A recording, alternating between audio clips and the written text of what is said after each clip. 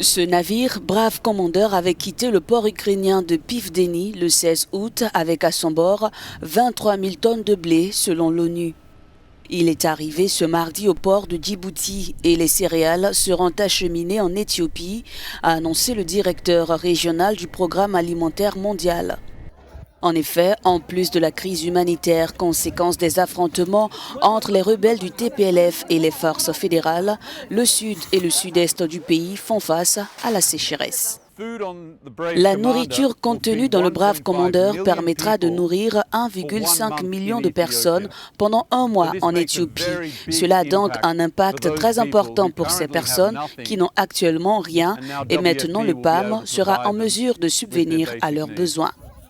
L'Ukraine et la Russie comptent parmi les plus gros exportateurs mondiaux de céréales dont les cours ont flambé après le début de la guerre. L'ouverture d'un corridor d'exportation en mer Noire a permis d'enrayer cette hausse.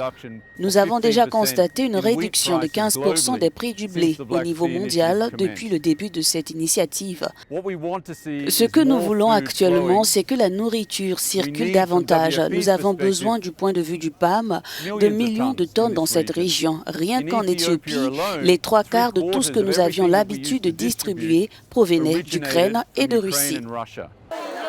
Selon le PAM, 22 millions de personnes sont menacées de famine à travers la région, notamment en Somalie, en Éthiopie et au Kenya. D'après le Joint Coordination Center, qui supervise le couloir maritime de la mer Noire permettant les exportations de céréales depuis les ports d'Ukraine, plus de 721 000 tonnes sont déjà sorties du pays par la mer.